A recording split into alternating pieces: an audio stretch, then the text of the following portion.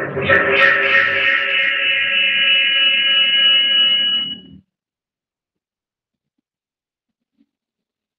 विद्यार्थी मित्रांनो, आज आपण अहमदनगर जिल्हा परिषद अंतर्गत मिशन आरंभ यामध्ये ऑनलाईन क्लासमध्ये आज आपण पाहणार आहोत विषय आहे बुद्धिमत्ता। तर माझं नाव आहे वर्षा सुभाष काळे आणि मी जिल्हा परिषद प्राथमिक शाळा दहिगाव येथे सध्या कार्यरत आहे। तर आज आपला घटक आहे तो म्हणजे क्रम ओळखणे।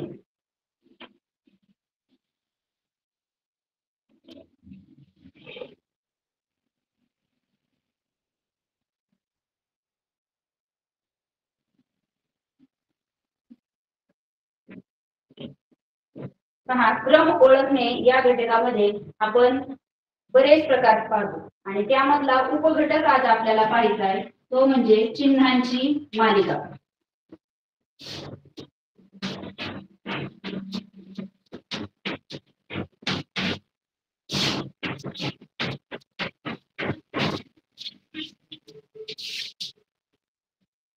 या घटकासाठी आपल्याला वेटेज आहे ते म्हणजे 10%।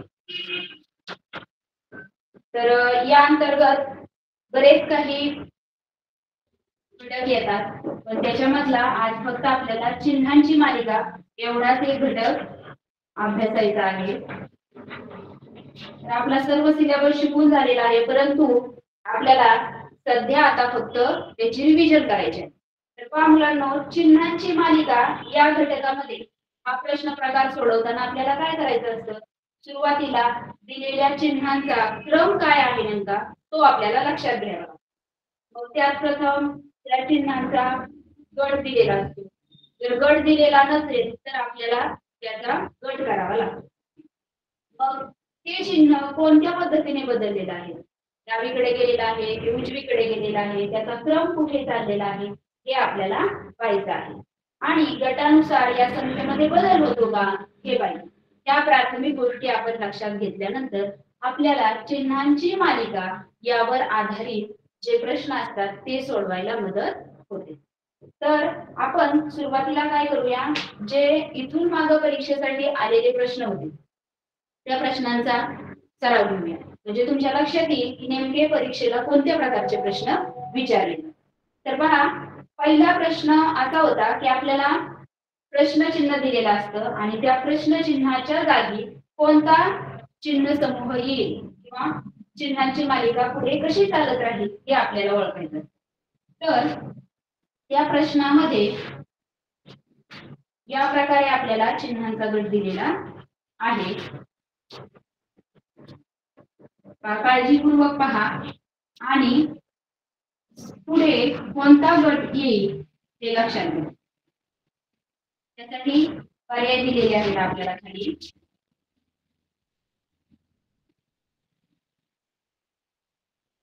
दुसरा पर्याय त्रिकोण, चौकोन, गोल। तिसरा पर्याय आहे गोल, चौकोन आणि त्रिकोण। आणि आपला चौथा पर्याय आहे तो म्हणजे त्रिकोण, गोल आणि चौकोन। तर मुलांनो, आपण या चिन्ह गटामध्ये पाहिल्यानंतर आपल्या लक्षात येतं की या गटामध्ये डावीकडचे जे पहिलं चिन्ह आहे ते गटाच्या शेवटी जाऊन चिन्हगट तयार झालेला आहे। म्हणजे आपण या ठिकाणी पाहिलं त्रिकोण आहे, वर्तुळ आहे आणि चौकोन आहे। आता पुढच्या गटामध्ये आपण पाहिल्यानंतर काय होतंय, हा जो त्रिकोण आहे हा कुठे गेलेला आहे, शेवटी गेलेला आहे। हा गट जसं जसं पुढे आला आणि पहिलं त्रिकोणाचे चिन्ह जे आहे ते शेवटी गेलेलं आहे। मग पुढच्या गटातही काय होणार आहे, आता हे पहिलं चिन्ह आहे ते काय आहे, वर्तुळ, मग हे कुठे जाणार आहे आपल्याला शेवटी। आणि त्याप्रमाणे आपला पुढचा नवीन गट तयार काय होणार आहे, तर पहिलं चिन्ह जे आहे ते शेवटी येणार आहे, ते म्हणजे त्रिकोण, वर्तुळ हे वरचे चिन्ह जसेच्या तसे खाली येणार आणि फक्त चौकोनाचे चिन्ह जे आहे ते शेवटी जाणार आहे। आणि मग आपल्याला या पद्धतीचा पर्याय कुठे दिसतोय, तर पर्याय क्रमांक 4 मध्ये दिसत आहे आणि आपलं हे उत्तर येणार आहे। फार सोपा घटक आहे हा चिन्हांची मालिका. यामध्ये फारसं काही अवघड नसतं, फक्त आपल्याला चिन्हांचा क्रम कोणत्या पद्धतीने दिलेला आहे हे लक्षात घ्यायचं असतं आणि हे लक्षात आल्यानंतर आपल्याला त्याचं उत्तर मिळतं. म्हणजे आता या ठिकाणी आपण ज्या पद्धतीने पाहिलं की पहिलं चिन्ह हे शेवटी गेलेलं आहे, त्यानंतर दुसऱ्या ह्याच्यामध्ये सुद्धा पहिलं चिन्ह शेवटी गेलेलं आहे आणि त्याच पद्धतीने तोच नियम आपण लक्षात घेऊन या ठिकाणी सुद्धा पहिलं चिन्ह चौकोन आहे ते आपण शेवटी आणलं आणि नंतरचे त्रिकोण आणि वर्तुळ हे जे चिन्ह होते हे असे या ठिकाणी तसेच्या तसे मांडले आणि त्या पद्धतीने आपलं उत्तर आलेलं आहे पर्याय क्रमांक 4.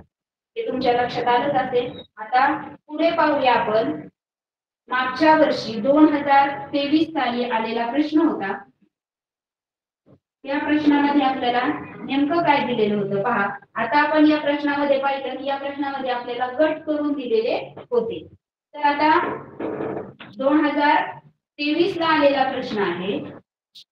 हा प्रश्न कोणत्या पद्धतीने विचारलेला होता पहा.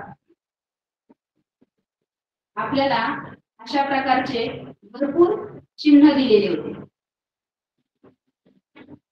आणि हे चिन्ह एकत्रित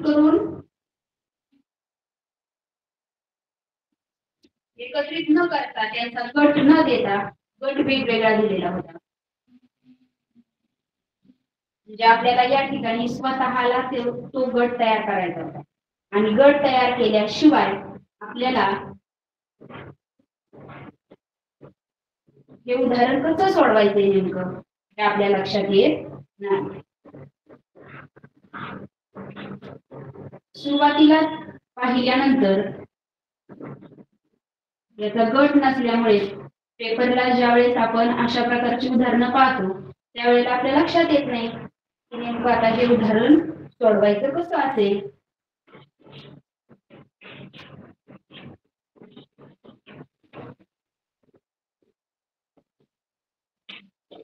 आता आकृत्या भरपूर आहेत यामध्ये आणि आपल्याला त्याचा क्रम लावायचा आहे.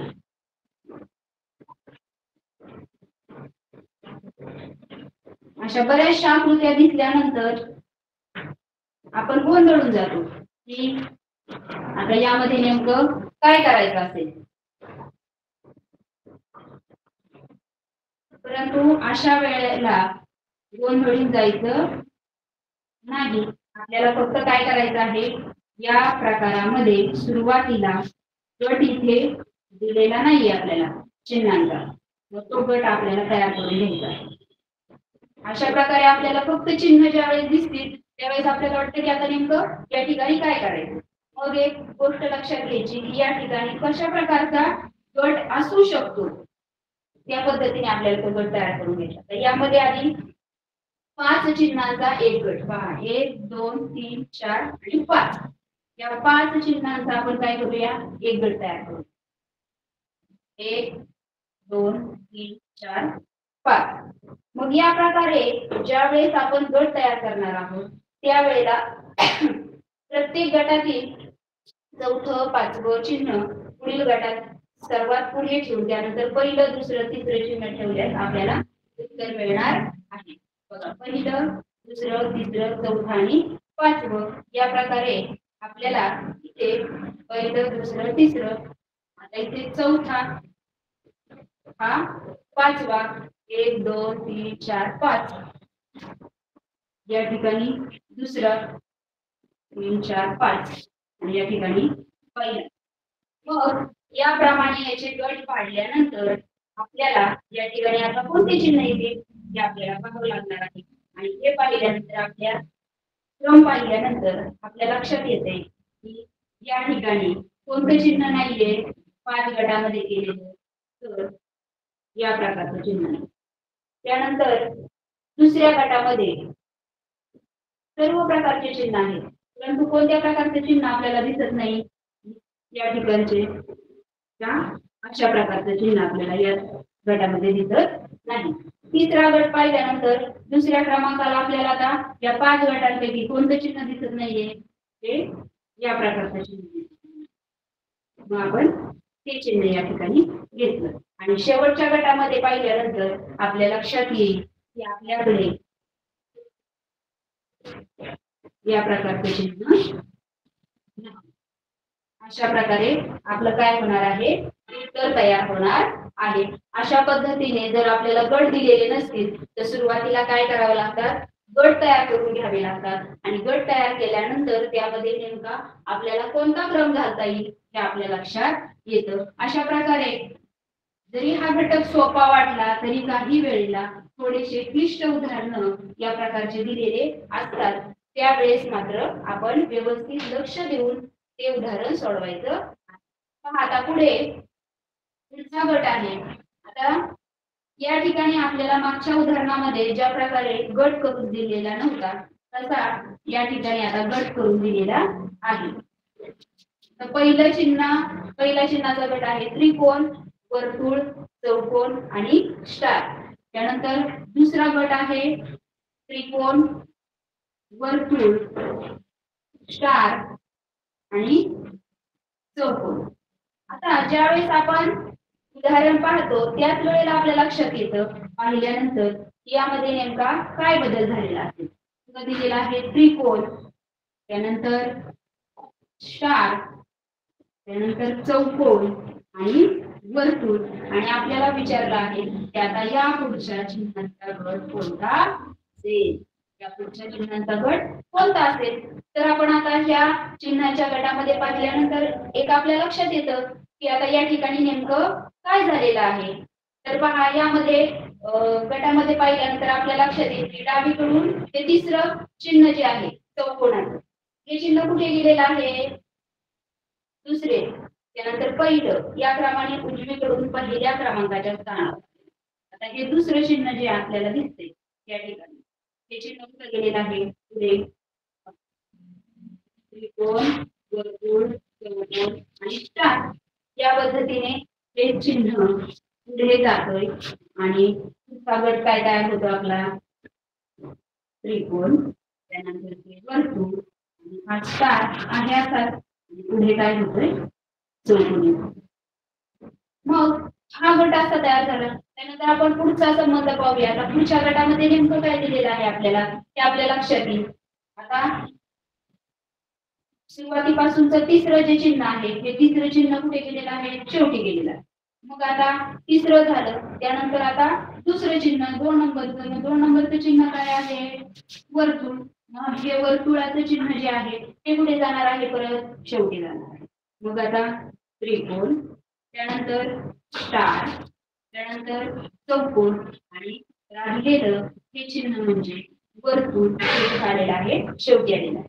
मग आपल्याला सुरुवातीला काय करायचं आहे, 1, 2 आणि 3 हा जो चिन्ह गट दिलेला आहे या चिन्ह गटामध्ये नेमका काय संबंध दिलेला आहे हा आपल्याला समजावून घ्यायचा आहे. या चिन्ह गटातला संबंध आपल्याला समजावून घ्यायचा आहे आणि हा संबंध समजावून घेतल्यानंतर आपल्याला त्याचं उत्तर काढता येणार आहे.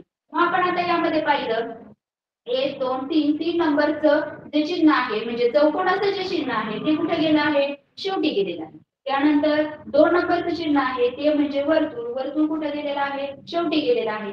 मग आता आपल्या लक्षात येईल की आपल्याला पुढचं उत्तर जे मिळणार आहे ते कोणतं मिळणार आहे. आता 3 नंबरचं चिन्ह झालं, 2 नंबरचं झालं, आता उरलं म्हणजे 1 नंबरचं पहिल्या नंबरचं चिन्ह ते आहे त्रिकोण. आणि हा जो त्रिकोण आहे त्रिकोण आपल्याला कुठे न्यायचा आहे, शेवटी न्यायचा. तो त्रिकोण शेवटी नेण्याच्या आधी हा जो चिन्हांचा गट आहे हा आपल्याला आहे असाच मांडून घ्यायचा आहे. तो चिन्हांचा गट म्हणजे स्टार, त्यानंतर चौकोन, त्यानंतर वर्तुळ आणि सुरुवातीचा त्रिकोण जो आहे तो आपल्याला कुठे घ्यायचा आहे, शेवटी घ्यायचा आहे.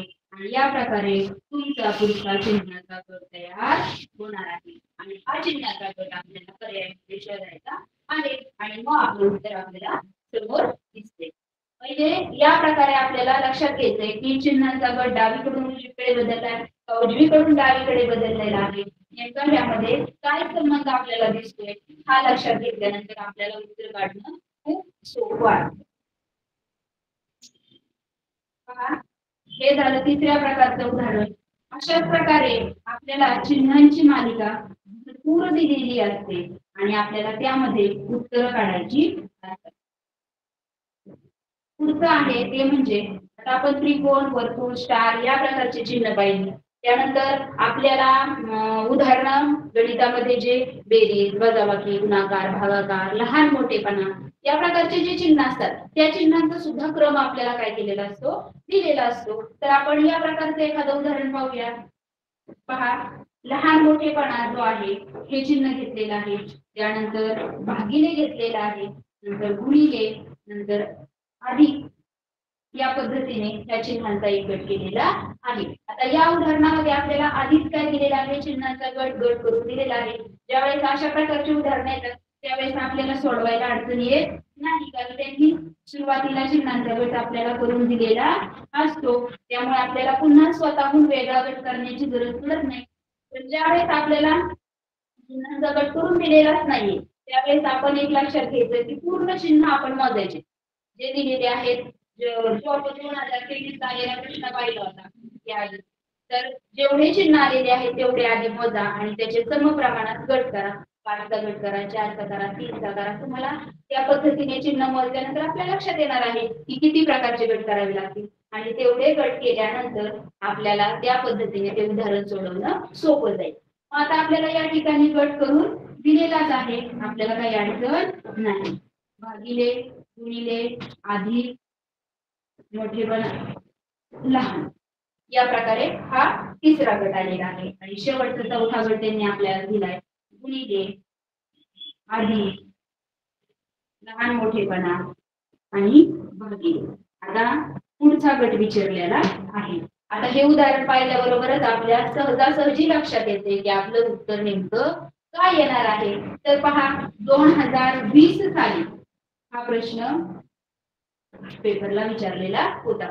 म्हणजे या गटामधले ह्या प्रकारच्या प्रश्नामध्ये हे आपले हक्काचे मार्क असतात जे आपले गेलेच नाही पाहिजे, कारण यामध्ये फार अवघड असं क्लिष्ट असं काहीच नाहीये. आपल्याला फक्त चिन्हांचा क्रम कोणत्या ठिकाणी बदललाय किंवा कुठे नेमका काय बदल झालेला आहे एवढंच फक्त आपल्याला लक्षात घ्यायचं आहे. तर पहा मुलांनो, या ठिकाणी आपण पाहिल्यानंतर एक गोष्ट आपल्या लक्षात येते की याचा क्रम नेमका कसा बदललेला आहे. आता हे सुरुवातीचं जे चिन्ह होतं ते कुठे गेलं आहे, ते शेवटी आलं आणि हा गट आताच्या आता उचलून या ठिकाणी मांडलेला आहे आणि फक्त पहिलं चिन्ह त्यांनी कुठे नेले शेवटी नेले आणि पुन्हा पुढच्या गटामध्ये पुन्हा हा गट जशाचा तसा उचलून या ठिकाणी मांडलाय आणि फक्त पहिलं चिन्ह शेवटी नेलेलं आहे.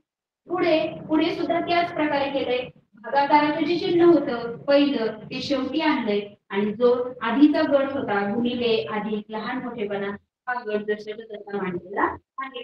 मग या नियमाप्रमाणे यामध्ये जसं त्यांनी आधी केलेला आहे आणि आपल्याला हा संबंध लक्षात घ्यायचा आणि तो संबंध कायम ठेवून आपल्याला त्याचं उत्तर काढायचं असतं. मग आता ह्या प्रकारे जसं त्यांनी आधीच्या उदाहरणामध्ये आपल्याला संबंध दाखवलेला आहे तो संबंध कायम ठेवून आपण काय करूया, सुरुवातीला चिन्ह कोणतं आहे गुणिले, मग हे चिन्ह कुठे न्यायचं आपल्याला शेवटी न्यायचं आहे.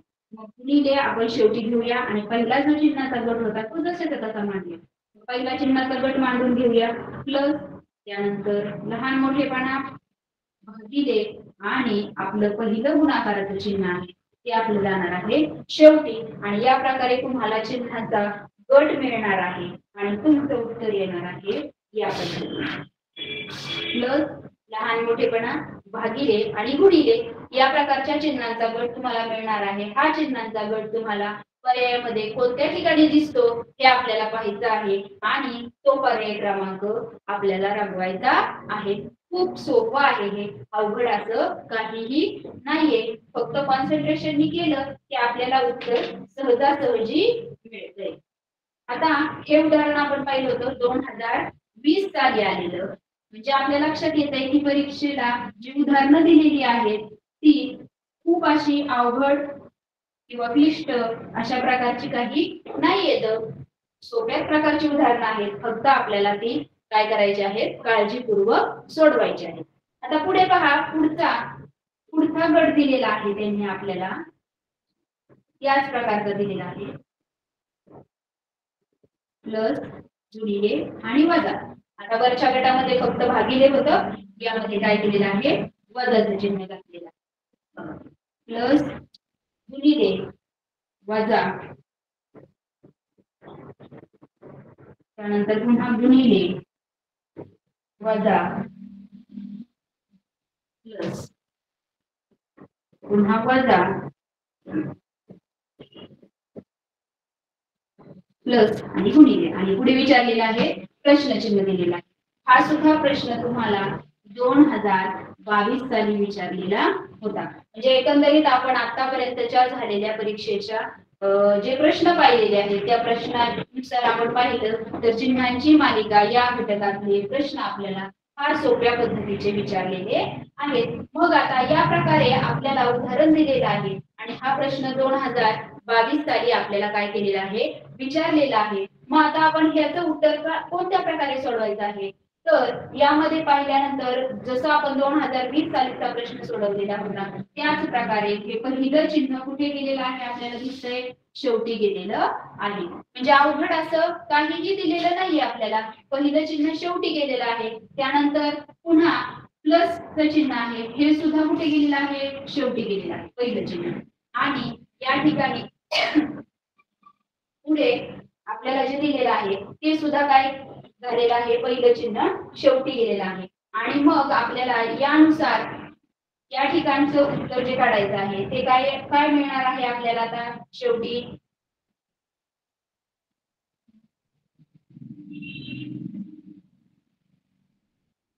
या ठिकाणी आपला शेवटचा गट थोडा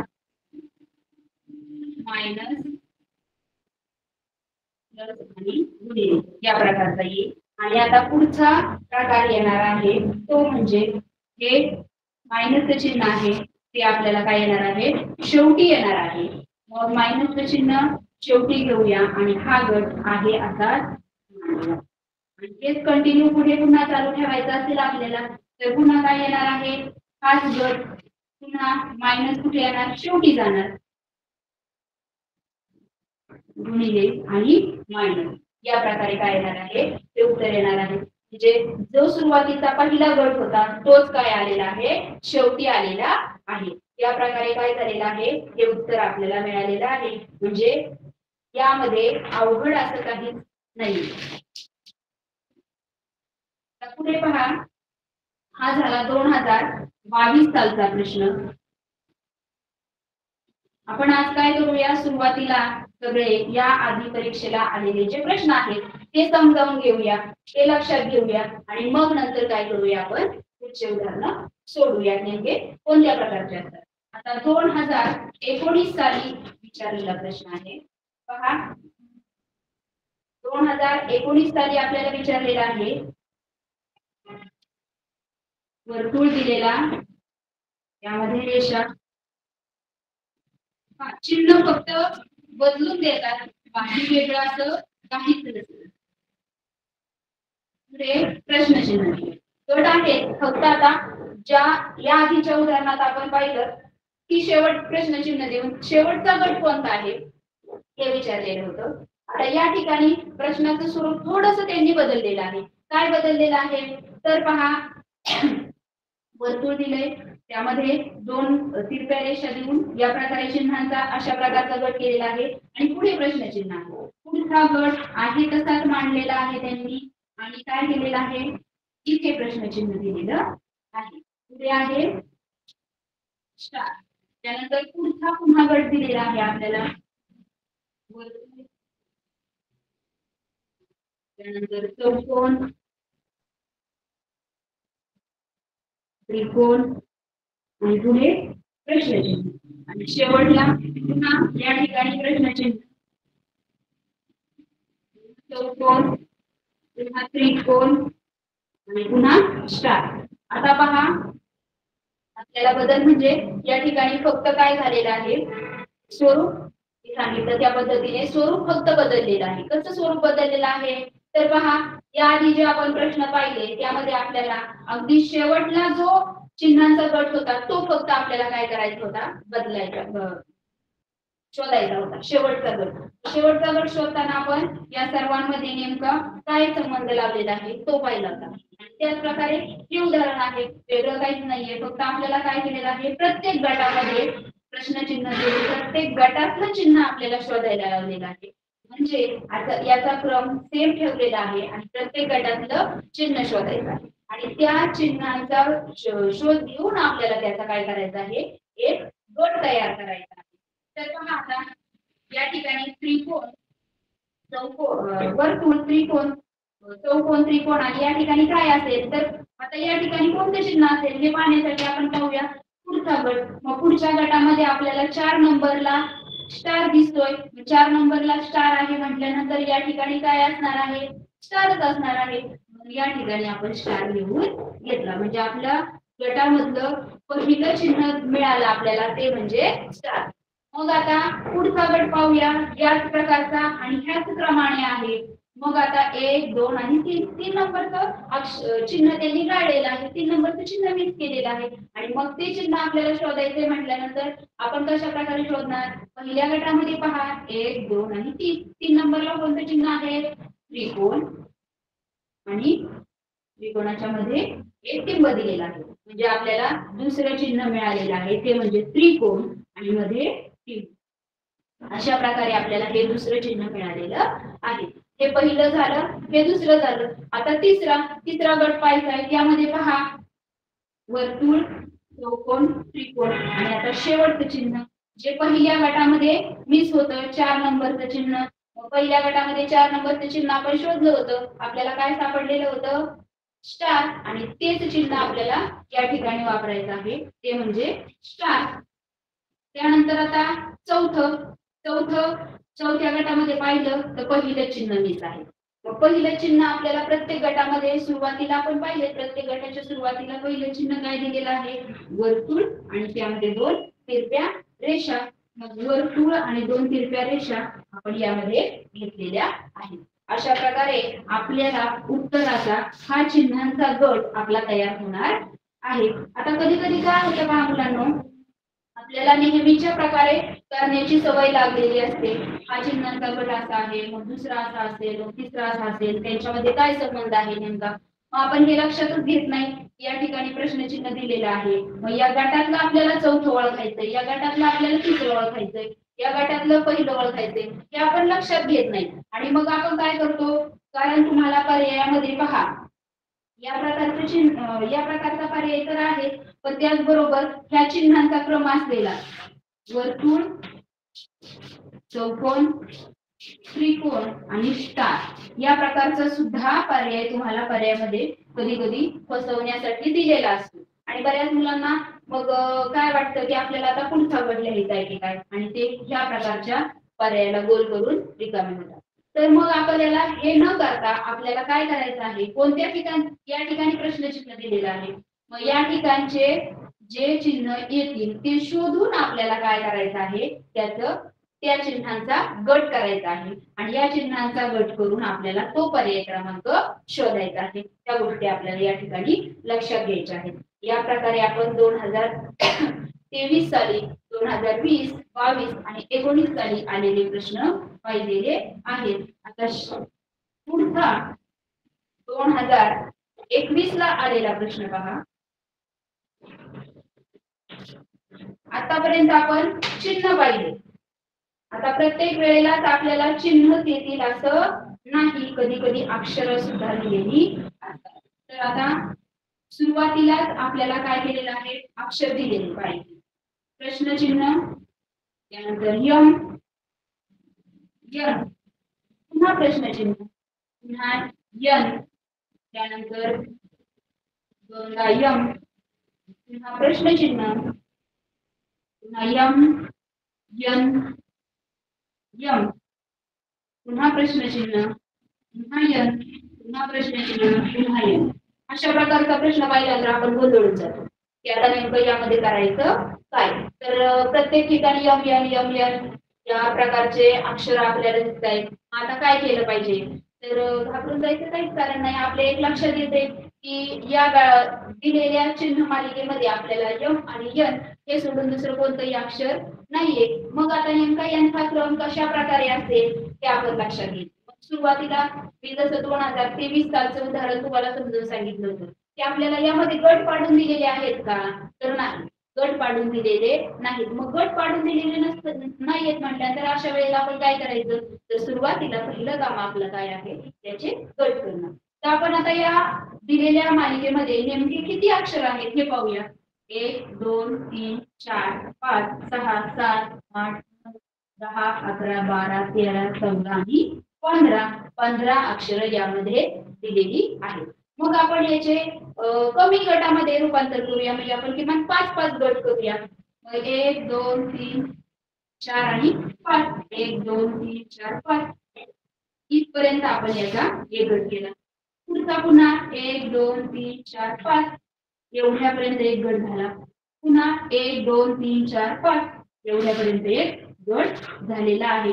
मग या प्रकारे आपण ह्या दिलेल्या अक्षरमालेचे म्हणा किंवा चिन्हमालेचे म्हणा आपण किती गट केलेले आहेत, एकूण 3 गट केलेले आहेत. तर ते 3 गट केल्यानंतर आपल्या लक्षात येणार आहे की 3 गट केल्यानंतर आपल्याला या गटामध्ये एकत्रित काय दिसतंय, हा एक गट झाला ज्यामध्ये सुरुवातीला 2दा यम आलेला आहे. 2दा यम आलेला आहे म्हटल्यानंतर आपला इथला काय मिस झालेला आहे, कोणता अक्षर मिस झालेला आहे, आपलं इथे सुद्धा काय यम दिलेलं नाहीये. म्हणजे आपला पहिलं अक्षर आपल्याला मिळालं ते म्हणजे कोणतं, यम. हा गट केल्यानंतर यम या ठिकाणचं चिन्ह गाळलेलं आहे हे या ठिकाणी आपल्याला मिळालं. त्यानंतर आता यम यम एन, 2दा यम झाला की एन येतोय. मग आता इथे एन दिलेला नाहीये त्यांनी आपल्याला, म्हणजे या ठिकाणचा यम आपल्याला इथे मिळून गेला, बरोबर. त्यानंतर यम यम झाला की या ठिकाणी पुन्हा यम दिसतोय, म्हणजे ह्या प्रश्नचिन्हाचा यम आपल्याला मिळाला. पुढे एम झाला एन झाला, आता हा पूर्ण गट आपल्याला मिळालाय M M N M N.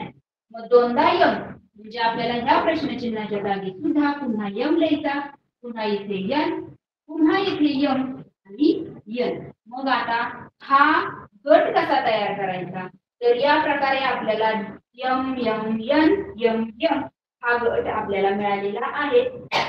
मग आपण लिहिताना त्याचं उत्तर जे लिहायचं आहे आपल्याला ते ज्या क्रमाने आपल्याला प्रश्नचिन्ह दिलेले आहेत त्याच क्रमाने आपल्याला त्याचा गट तयार करायचा आहे. कारण ह्यामध्ये सोपं जितकं दिसतं तितकंच गोंधळात टाकण्यासारखं खूप वेळा सारखे M N M N M M N असे आपल्याला अक्षर दिसतात आणि पर्यायामध्ये सुद्धा त्याच प्रकारचे पर्याय दिलेले असतात आणि मग पर्याय शोधताना आपला गोंधळ होऊ शकतो.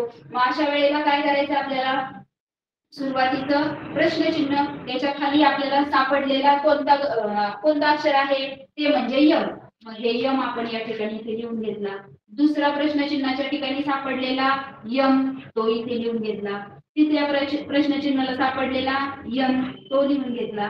चौथ्या ठिकाणी सापडलेला यम हा लिहून घेतला आणि 5वा सापडलेला यम हा लिहून घेतला. हा आपल्याला एक अक्षरांचा गट मिळालेला आहे आणि हा गट आपल्याला आपल्या पर्यायामध्ये कोणत्या ठिकाणी सापडतोय हे आपल्याला पाहायचं आहे आणि ज्या ठिकाणी आपल्याला हा उदाहरणांचा गट सापडणार आहे तो गट आपल्याला शोधायचा आहे आणि तेच आपलं काय असणार आहे, उत्तर असणार आहे. या प्रकारे तुम्ही अशा पद्धतीचे प्रश्न आल्यानंतर सोडू शकता. चिन्हाचा गट करून दिलेला असेल तर गट करून दिलेला असल्यानंतर आपल्याला त्यामध्ये ओळखणं अवघड जात नाही. परंतु जर चिन्हांचा गट करून दिलेला नसेल तर आपल्याला एकूण किती अक्षर आहेत किंवा एकूण किती चिन्ह आहेत हे आपल्याला समजून घ्यायचं आहे आणि जेवढे अक्षर किंवा जेवढे चिन्ह दिलेले आहेत ते समजून घेतल्यानंतर ते मोजल्यानंतर आपल्याला त्याचे गट करणं सोपं जातं. मग आपल्याला जेवढे कमी गट करावे लागतील तेवढे कमी करा, म्हणजे कमी गट केल्यानंतर आपल्याला त्यामधला समसंबंध ओळखणं सोपं जातं. मग तेव्हा एकदा का त्यांच्या मधला नेमका समसंबंध काय दिलेला आहे, त्यांचा क्रम काय दिलेला आहे हे आपण ओळखलं की आपल्याला समजलं की आपल्याला त्यानंतर त्यांचा गट करणं सोपं जातं. आणि या प्रकारे जेव्हा प्रश्नचिन्ह ज्या ठिकाणी दिलेले असतात त्याच ठिकाणी त्याच क्रमाने त्या प्रश्नचिन्हाच्या खाली जे चिन्ह आलेले आहे ते या प्रकारे तुम्ही लिहून घ्या. ते लिहून घेतल्यानंतर त्यांचा त्याच क्रमाने गट तयार करा. नाही तर एवढं सगळं उत्तर काढून एवढा सगळा वेळ घालून आपण जे उत्तर काढतो ते शेवटला गट तयार करताना जर चुकलो तर आपलं उत्तर चुकू शकतं. त्यामुळे ह्या प्रकारच्या प्रश्नामध्ये थोडा गोंधळ होऊ शकतो, तर गोंधळ होऊ द्यायचं काही कारण नाही. आपण काळजीपूर्वक सोडवलं की आपल्याला आपलं उत्तर मिळणार आहे. अशा प्रकारे हे 2021 साली आपल्याला हा विचारलेला प्रश्न होता. म्हणजे तुम्हाला अशाच प्रकारचे अक्षरांचे गट किंवा चिन्हांचे वेगवेगळ्या चिन्हांचे गट हे दिलेले असतात आणि त्यामधला क्रम लक्षात घ्यायचा असतो. चिन्ह डावीकडून उजवीकडे बदलते का उजवीकडून डावीकडे बदलते हे आपल्याला समजलं पाहिजे आणि त्या पद्धतीने आपल्याला त्याचा गट करता आला पाहिजे. ह्याची उदाहरणं तुम्ही जेवढी जास्तीत जास्त सोडवणार तेवढ्या त्यामध्ये तुम्हाला वेगवेगळ्या आयडिया मिळत जाणार आहेत. सोडवायचे जेवढा सराव होणार आहे तेवढा त्यामध्ये वेगवेगळे जे गोष्टी झालेल्या आहेत ते आपल्या लक्षात येतील. आता पुढे पहा, पुढचं जे चिन्ह आहे ते या प्रकारे दिलेलं होतं. प्रत्येक वेळेला पहिला अक्षर शेवटी जाईल, शेवटचं अक्षर सुरुवातीला येईल, दुसरं तिसऱ्या नंबरला जाईल, अशा प्रकारे नसतं. कधी कधी आपल्याला वेगळ्या प्रकारचे सुद्धा गट दिलेले असतात. आता या ठिकाणी असं चिन्ह होतं, पुढे एक रेष दिलेली होती, त्यानंतर अशा प्रकारचं चिन्ह आहे, पुढे प्लस झालेला आहे, त्यानंतर हे असं चिन्ह आहे आणि नंतर हे पुढचं हे चिन्ह झालेलं आहे आणि आपल्याला पुढे प्रश्न चिन्ह दिले. म्हणजे आता आपल्याला पुढचा गट ओळखायचा आहे. तर फार काही अवघड नाहीये. एक साधारणतः आपण निरीक्षण केल्यानंतर आपल्या लगेच लक्षात येतं की सुरुवातीला या ठिकाणी 1 2 3 आणि 4 रेषा दिलेल्या आहेत ज्या एकमेकांना यांनी छेदलेला आहे. मग ह्या रेषा 4 आहेत आणि पुढे त्याच्या जोडीला एक रेषा आहे. परंतु पुढचा गट करताना त्यांनी काय केलेलं आहे, या ठिकाणी ज्या 4 रेषा होत्या त्या रेषा पुढे किती केल्या आहेत, 1 2 आणि 3, फक्त 3च केलेले आहेत. आणि ही जी चौथी रेष जी होती ती चौथी रेष या पुढच्या रेषेला 1 आणि या पुढच्या रेषेला 3 छेदलेलं आहे. अशा प्रकारे हा दुसरा गट आहे. त्यानंतरच्या त्याच्या पुढच्या गटामध्ये इथे 3 रेषा होत्या, या ठिकाणी 2च राहिल्या, यातली एक रेष इकडे टाकलेली आहे. म्हणजे इकडे पुढच्या गटात 3 रेषा झाल्या. आणि मग हा समसंबंध आपण लक्षात घेतला. पहिल्या सुरुवातीला 4 रेषा होत्या, पुढे 1 होती, मग या 4 मधली एक रेषा ह्याला देऊन टाकली, इथे 3 झाल्या, याच्याकडे 2 झाल्या. 3 मधली पुन्हा एक याला देऊन टाकली, याच्याकडे 2 झाल्या, इथे 3 झाल्या. आणि त्याच नियमाप्रमाणे आपण पुढचा गट तयार करून घेऊया. आता याच्याकडे 2 रेषा आहेत, त्यातली एक याला देऊन टाकूया, एक रेषा इथे राहिली आणि पुढची रेषा याच्याकडे ज्या 3 आहेत त्या होणार आहेत 4 आणि त्या प्रकारे आपल्याला पुढचा गट मिळणार आहे. म्हणजे आधीच्या उदाहरणामध्ये नेमका काय संबंध आहे हे लक्षात आल्यानंतर आपल्याला पुढचा गट तयार करता येतोय. हे फार असं अवघड नाहीये, निरीक्षणाने सुद्धा आपल्याला याचं उत्तर सापडत असतं. त्यानंतर पुढचा गट आहे आपल्याला दिलेला चिन्हांचा. बघा, प्लसचे चिन्ह दिलेत आपल्याला 1 2 3 4 5 वेळा. पुढे आहे प्लसचे चिन्ह 4 वेळा आणि एकदा मायनस, त्यानंतर मायनस चिन्ह प्लस आणि मायनस आणि पुढे आपल्याला दिलेला आहे प्रश्न चिन्ह.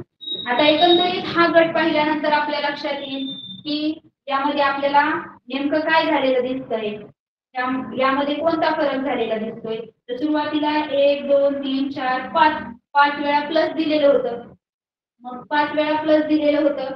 मग या उदाहरणातून पुढे सुरुवातीच्या चिन्हांचा जो गट आहे त्यानंतर पुढे काय केलेलं आहे, यातलं जे शेवटचं प्लसचं चिन्ह होतं हे आपण काय केलेलं आहे, काढून टाकलेलं आहे. हे प्लसचं चिन्ह काढून टाकल्यानंतर या ठिकाणी काय केलं, दुसऱ्या गटामध्ये मायनसचं चिन्ह दिलं. दुसऱ्या गटात मायनस चिन्ह गेल्यानंतर पुन्हा नंतर त्यांनी काय केलं, पुन्हा सुरुवातीचं प्लसचं चिन्ह होतं ते काढून टाकलं आणि त्या ठिकाणी पुन्हा मायनसचं चिन्ह. म्हणजे 1 2 आणि 3, तर 3 गटामध्ये नेमका काय संबंध लागेल हा आपल्या याच्यामध्ये लक्षात येईल.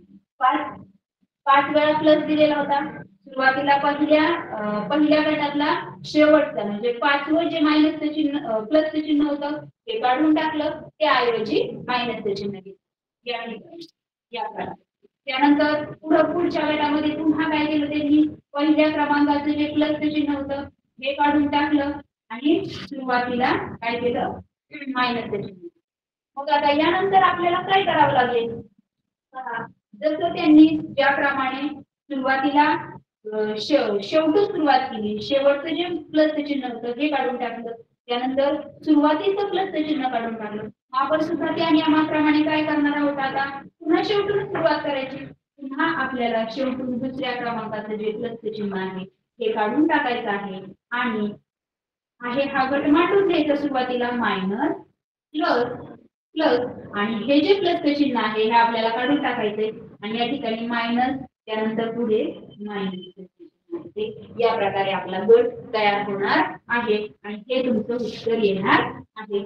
आता याच प्रकारे जर तुम्हाला म्हटलं की याच्यानंतर याचा पुढचा गट काढा, तर खूप सोपं आहे, हे सुद्धा तुम्ही करू शकता. जसं या ठिकाणी दिलेलं होतं, जसं इथे शेवटून दुसरं चिन्ह काढून आपण मायनसचं चिन्ह दिलेलं होतं, त्याच प्रकारे आपण इथं सुरुवातीपासून दुसरं जे प्लसचं चिन्ह आहे हे पुन्हा काढून टाकूया आणि या ठिकाणी मायनस देऊया.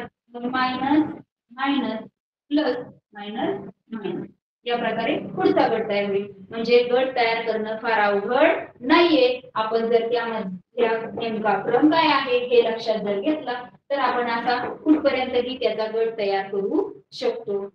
जास्त अवघड याच्यामध्ये काहीच नाही. या प्रकारे मग तुमचं हे उत्तर तुम्हाला मिळणार आहे आणि हे उत्तर तुमच्या पर्यायामध्ये कुठं आहे, कितव्या क्रमांकाला आहे ते आपल्याला शोधायचंय आणि मग आपल्याला त्याचं उत्तर मिळत.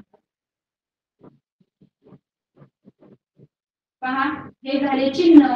त्यानंतर काही अक्षर सुद्धा आपल्याला क्रमाने दिलेली असतात आणि मग जसं आपण 2021 सालचं उदाहरण पाहिलं होतं, 2021 सालच्या उदाहरणामध्ये ज्या पद्धतीने आपल्याला M N M M N या प्रकारचा जो गट दिलेला होता आणि त्यानुसार आपण काय केलेलं होतं, ते उदाहरण सोडवलेलं होतं. तसंच त्याच प्रकारचं एक उदाहरण आपण सरावासाठी म्हणून पाहूया. आपल्याला त्याच्यामधला संबंध लक्षात येतो का? पहा, ए बी सी असा एक गट दिलेला आहे आपल्याला, ए बी सी. त्यानंतर त्याच्या पुढचा गट दिलेला आहे तो म्हणजे A B B C. A B C पुढचा गट दिलेला आहे ए बी बी सी. त्यानंतर त्याच्या पुढचा गट दिलेला आहे आपल्याला A B B C C. हे पाहिल्यानंतरच आपल्याला इथे समजतंय की सुरुवातीला ए बी सी गट दिलेला आहे ए बी बी सी, दोनदा बी आणि सी आणि पुढे प्रश्नचिन्ह आहे. म्हणजे आपल्याला प्रश्नचिन्ह दिलेले आहे म्हणजे आपल्याला पुढचा गट 4 नंबरचा गट नेमका काय येईल हा आपल्याला काढायचा. मग A B C, A B B C, नंतर A B B C C या प्रकारचं उदाहरण आहे. मग उदाहरणात दिलेल्या ज्या प्रकारे दिलेला आहे त्या प्रकारे तो प्रकार लक्षात घेऊन आपल्याला समजते की ए बी सी हा ए बी सी यानंतर काय केलेला आहे, दोनदा बी घेतला, 2 वेळा काय घेतलेला आहे, बी घेतलेला आहे. मग पुढे त्यानुसार ए बी बी आणि पुढे दोनदा काय घेतलेला आहे, सी घेतलेला आहे आणि ह्यानुसार मग आपण पुढच्या उदाहरणामध्ये दोनदा काय घेणार आहोत, ए घेणार आहोत. दोनदा ए, दोनदा बी आणि दोनदा सी आणि या प्रकारे तुमचं उत्तर निघणार आहे. अशा प्रकारचं उत्तर तुम्हाला पर्यायामध्ये शोधायचं आहे आणि ते तुमचं उत्तर असणार आहे. त्याच पद्धतीने आपण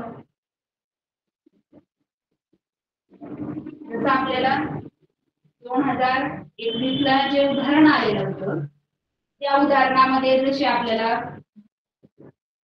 अक्षर दिलेली होती यम यम यन आणि त्याला आपल्याला गट करायचा होता, त्याच पद्धतीने आपल्याला इथे सरावासाठी म्हणून एक उदाहरण घेऊया टी एस एस. जसं आपण आत्ताच पाहिलेलं आहे त्याच पद्धतीने, अवघड काही नाहीये. टी एस एस त्यानंतर T R R R T S S T R R R, त्यानंतर T Q Q Q Q.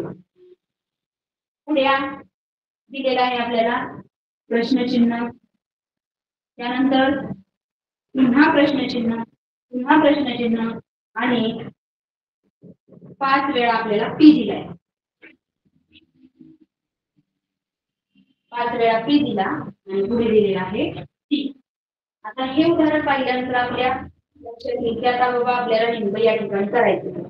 इथे प्रश्नचिन्ह आहे, इथे प्रश्नचिन्ह आहे, इथे प्रश्नचिन्ह आहे. सुरुवातीला तर टी एस एस, नंतर टी आर आर आर 3 वेळा, पुन्हा टीच्या पुढे क्यू 4 वेळा, पुन्हा 5 वेळा पी आहे आणि नंतर टी दिलेला आहे. तर मग आता या ठिकाणी काय करायचं? आपण पाहिल्यानंतर डावीकडून पाहिलं तर प्रत्येक टी अक्षर आपल्याला प्रत्येक ठिकाणी कॉमन सुरुवातीला. मग टी अक्षर कॉमन पाहिल्यानंतर आपण पाहतो की टी अक्षरानंतर 2 वेळा काय आलेला आहे, टी नंतर हा 2 वेळा यस आलेला दिसतो आपल्याला. त्यानंतर पुन्हा ह्या टी नंतर आर आर आर हा आर 3 वेळा आलेला दिसतो. हा यस 2 वेळा आला, हा आर 3 वेळा आला. पुढे पुन्हा टी नंतर क्यू क्यू क्यू आणि क्यू. हा क्यू क्यू क्यू किती वेळा आला? 4 वेळा आलेला आहे. हा 2दा आला, हा 3दा आला, हा 4 वेळा आला. आता ह्या गोष्टी आपल्या लक्षात आपण लक्षात घेतल्यानंतर आपल्याला कळत. पहा, हा 2दा, हा 3दा, हा 4 वेळा. पण पुढे आपल्याला या ठिकाणी प्रश्नचिन्ह दिलेलं आहे आणि आपल्याला या पद्धतीने आपण गट केले. मग हे जे प्रश्नचिन्ह आहे या प्रश्नचिन्हाच्या जागी नेमकं काय उत्तर असेल हे आपल्याला शोधायचे. मग टीच्या पुढे एस एस 2 वेळा, टीच्या पुढे आर आर 2 वेळा, टीच्या पुढे क्यू क्यू 4 वेळा. परंतु हा क्यू इथे 4 वेळा नसून क्यू आहे किती वेळा? 5 वेळा. मग तो कसा 5 वेळा आहे तर पहा, आपण एबीसीडीच्या क्रमाने पाहिलं तर एकंदरीत एबीसीडी मोजल्यानंतर S T O P Q R, मग उलट्या क्रमाने पी, त्यानंतर क्यू आर एस, अशा पद्धतीने त्यांनी हा क्रम काय केलेला आहे या पद्धतीने उलट्या बाजूने म्हणजे पाठीमागून पुढे घेतलेला आहे. मग इथे टी 2 वेळा घेतलाय, एस 2 वेळा घेतलाय, टीच्या पुढे पुन्हा आर 3 वेळा घेतलाय, पुन्हा टीच्या पुढे क्यू 5 वेळा घेतलेला आहे. मग 2 3 5 आणि पुढे 7, पुढे 7 वेळा. का 7 वेळा? तर या ठिकाणी 2 3 5 7 हा मूळ संख्यांचा क्रम घेतलेला आहे. लक्षात घ्या, हा काय घेतलेला आहे? मूळ संख्यांचा क्रम घेतलेला आहे. म्हणजे एकात एक गुंतागुंतीत आपल्याला 2 उदाहरणं एकत्रित केलेली आहेत त्यांनी. म्हणजे या ठिकाणी अक्षरांचा क्रम तर घेतलेलाच आहे. जेव्हा अक्षरांचा क्रम अगदी सरळ साधा सोपा 2दा घेतलेले, 3दा घेतले, 4दा घेतलं, मग कधी कधी आपल्या लक्षात येत आपल्याला वाटतं की 4 वेळा घेतल्यानंतर पुढे 5 वेळा असेल. 5 वेळा घेतल्यानंतर पुढे क्यू झाल्यानंतर लगेच मग पी घेतलेला आहे, मग मध्ये तर कुठलंच अक्षर नाहीये. मग आपण 2 3 4 5 पण हा तर संबंध त्याच्यामध्ये बसत नाही. मग एक काळजीपूर्वक लक्ष देऊन पाहिल्यानंतर आपल्या लक्षात येणार आहे की इथे 2 वेळा, इथे 3 वेळा, इथे या ठिकाणी 5 वेळा आणि पुढे 7 वेळा. म्हणजे 2 3 5 7 हा मूळ संख्यांचा क्रम या उदाहरणामध्ये आपल्याला दिलेला आहे. म्हणजे उदाहरण सोपं जेवढं आहे तेवढंच काय केलेलं आहे त्यांनी क्लिष्ट केलेलं आहे. म्हणजे आपल्या या ठिकाणी सगळ्या संकल्पना काय पाहिजे क्लिअर पाहिजे की यामध्ये समसंख्यांचा क्रम आहे का विषम संख्यांचा क्रम आहे का मूळ संख्यांचा क्रम आहे. म्हणजे ह्या सुद्धा गोष्टी त्यामध्ये आपल्याला ऍड करायच्या आहेत. मग या प्रकारे मूळ संख्यांचा क्रम दिलेला आहे. मग 2 3 5 7 आता या मूळ संख्या आपल्याला माहिती आहेत.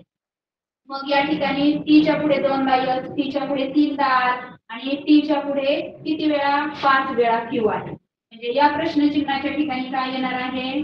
क्यू येणार आहे. म्हणजे आपल्याला पहिल्या प्रश्नचिन्हाच्या जागी जे अक्षर मिळालं आहे ते मिळालं आहे क्यू. कोणतं मिळालेलं आहे? क्यू हे अक्षर मिळालेलं आहे. मग क्यू मिळाल्यानंतर क्यू त्यानंतर 1 2 3 4 5 नंतर पुढे आपल्याला पुन्हा या ठिकाणी काय घ्यायचं आहे? 2 वेळा पी घ्यायचा. 1 2 3 4 5 आणि या ठिकाणी राहिलेला 2 वेळा पी म्हणजे क्यू पी पी या प्रकारचं उत्तर तुमचं या ठिकाणी येणार. म्हणजे हे उदाहरण पाहिल्यानंतर सहजासहजी आपल्या लक्षात येत नाही या प्रश्नचिन्हाच्या जागी नेमकं काय असेल आणि पुढच्या प्रश्नचिन्हाच्या जागी नेमकं काय असेल. तर या प्रकारे आपल्याला या ठिकाणी क्यू मिळणार आहे आणि पुढे 2 वेळा पी मिळणार आहे. अशा पद्धतीने जरी क्लिष्ट असलं तरीही थोडं लक्ष देऊन आपण उदाहरण सोडवल्यानंतर आपल्या लक्षात येतं की हे उदाहरण कशा प्रकारे सोडवायचं. अशा पद्धतीने आपण भरपूर प्रकारची चिन्हांची मालिका पाहिलेली आहे. तर ही चिन्हांची मालिका शिकताना आपण बरेचसे आलेले प्रश्नही पाहिलेले आहेत. वेगवेगळ्या परीक्षांसाठी विचारलेले प्रश्न पाहिले. त्यानंतर तुम्हाला सरावासाठी आणखी प्रश्न दिलेले प्रकारचे तेही घेतलेले आहेत. आता एक शेवटचं उदाहरण म्हणजे पहा ए बी सी डी त्यानंतर पुढे त्याचा क्रमांक दिलाय 2 3 4 आणि ई एफ जी एच आणि पुढे प्रश्नचिन्ह दिले.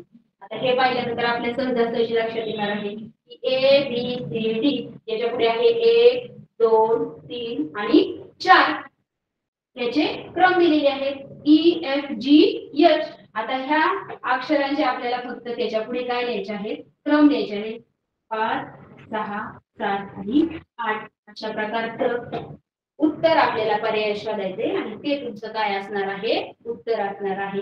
अशा पद्धतीने आपण भरपूर प्रकारची चिन्हांची मालिकांची उदाहरणं काय केलेली आहेत पाहिलेली आहेत. अशा प्रकारची आणखी उदाहरणं तुमच्या पुस्तकामध्ये असतील त्याचा सराव करा म्हणजे तुम्हाला या चिन्हांची मालिका या उदाहरणामध्ये काहीही अडचण येणार नाही आणि अशा प्रकारचे तुम्हाला या घटकाचे सोप्या घटकाचे पूर्णतः मार्क मिळून जातील. तर पहा विद्यार्थी मित्रांनो आज आपण क्रम ओळखण्यामध्ये चिन्हांची मालिका हा घटक अतिशय चांगल्या प्रकारे अभ्यासलेला आहे. तुम्हाला समजलं असेलच अशी अपेक्षा करते आणि मला या ठिकाणी आपले तालुक्याचे गट शिक्षणाधिकारी जाधव साहेब त्यानंतर जिल्ह्याचे शिक्षणाधिकारी भास्कर पाटील साहेब सीओ एरेकर साहेब यांनी या ठिकाणी बोलण्याची संधी उपलब्ध करून दिली त्याबद्दल मी त्यांचे मनापासून आभार मानते. आणि त्याचबरोबर माझे तंत्रज्ञ सहकारी शिक्षक योगेश पवार यांनी पूर्ण वेळ थांबून मला सहकार्य केलं त्याबद्दल त्यांचेही मनापासून आभार मानते आणि हा आपला आजचा क्लास या ठिकाणी संपला असं जाहीर करतो.